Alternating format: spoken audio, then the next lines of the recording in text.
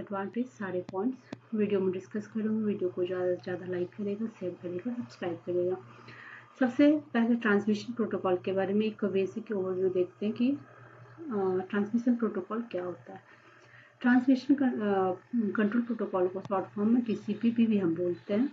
ये एक connection oriented transport layer protocol है। ये यूज़ होता है जहाँ पे कि डाटा इंटीग्रिटी की काफ़ी क्रूशियल हो, जैसे कि वेब ब्राउजिंग, ईमेल और फाइल ट्रांसफर। अब इसके फंक्शंस देखते हैं। सबसे पहले फंक्शंस में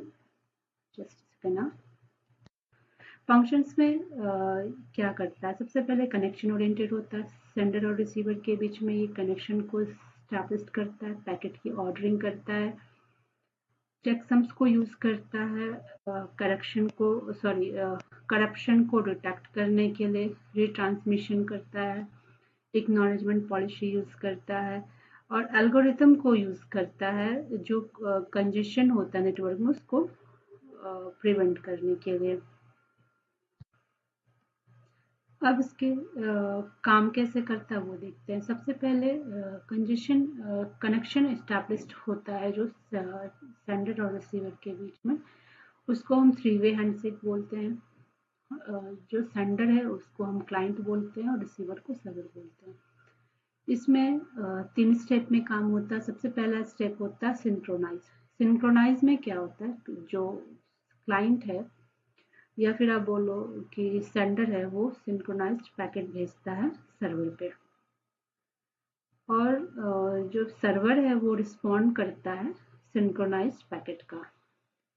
फिर जब क्लाइंट है वो सेंड करता है एक्नॉलेजमेंट पैकेट को सर्वर के पास कंफर्म करने के लिए कि कनेक्शन जो है वो एस्टैब्लिश्ड हो गया और हम डाटा ट्रांसफर स्टार्ट कर सकते हैं। इसके बाद होता है data segmentation and sequencing. Data segmentation में क्या होता है, TCP जो होता है वो डाटा को ब्रेक डाउन करता है स्मॉल यूनिट में, जिसको हम सेगमेंट बोलते हैं। जो सेगमेंट है होता है वो सीक्वेंस नंबर में असाइन होता है, जिससे कि हमको उसको रीअसेंबल करने में करेक्ट ऑर्डर में वो इजी होता है।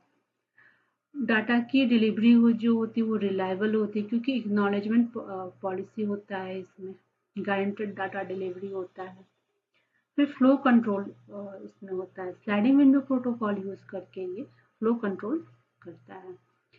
इतना सारा चीज होने के बाद ये कनेक्शन को टर्मिनेट भी करता है। कनेक्शन टर्मिनेशन में क्या होता है, जब डाटा ट्रांसफर कंप्लीट हो गया तो TCP जो है वो क्लोज करता है कनेक्शन को, उसको मतलब क्लोज करता है कनेक्शन को 4-वे हैंडशेक यूज करके। दोनों साइड से वो एग्री करता है कम्युनिकेशन को एंड करने के लिए। अब इसके एडवांटेज देखते हैं, फिर डिसएडवांटेज देखते हैं। एडवांटेज में क्या होता है, सबसे पहला पॉइंट है हमारा reliable data transfer. Reliable data transfer में इंश्योर है कि डाटा हमारा डिलीवर्ड होगा, करेक्टली ऑर्डर में होगा, और अगर हमारा पैकेट लॉस्ट हो गया या फिर डैमेज हो गया तो TCP जो है ऑटोमेटिकली इसको रिट्रांसमिट करता है। डाटा जो है वो ऑर्डर में डिलीवर्ड होता है, क्योंकि सीक्वेंस नंबर इससे मेंटेन किया जाता है। फिर एरर डिटेक्शन होता है, क्योंकि ये चेकसम्स को यूज करता है डिटेक्ट करने के लिए एरर को, और डाटा ट्रांसमिट करता है। इसमें ऑटोमेटिकली रिक्वेस्ट होता है रिट्रांसमिशन का, जो करप्टेड डाटा होता है उसके लिए। कनेक्शन ओरिएंटेड प्रोटोकॉल होता है ये। फ्लो कंट्रोल होता है। स्लाइडिंग विंडो प्रोटोकॉल यूज करके ये फ्लो को कंट्रोल करता है। फुल डुप्लेक्स कम्युनिकेशन होता है, दोनों ही साइड से डाटा ट्रांसमिट होता है इसमें सेम टाइम में। इसमें जो इसका मेजर एप्लीकेशन होता है, जैसे कि HTTP, FTP, SMTP, ये सब यूज करता है।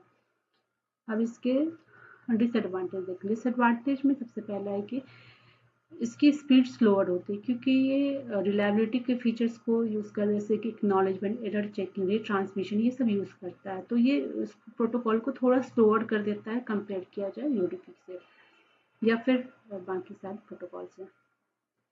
ओवरहेड होता है हाई, क्योंकि जो एक्स्ट्रा इंफॉर्मेशन होती है इसमें रिक्वायरमेंट होती है, सीक्वेंसिंग, एक्नॉलेजमेंट, फ्लो कंट्रोल, ये सारे चीज इसमें करने होते हैं।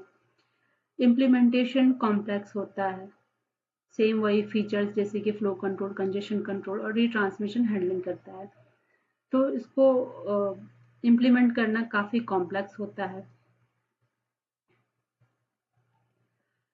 जो रियल टाइम के एप्लीकेशन होते हैं वहाँ पे ये सूट नहीं करता, जैसे कि ऑनलाइन गेमिंग, लाइव स्ट्रीमिंग, क्योंकि कनेक्शन ओरिएंटेड की इसमें रिक्वायरमेंट होती है। इसमें 3 वे हैंडशेक की रिक्वायरमेंट होती है इस्टेब्लिश करने के लिए कनेक्शन को। तो जिससे कि जो होता है वो डिले होता है डाटा, एक्चुअल डाटा ट्रांसफ़र होने में या फिर स्टार्ट होने में।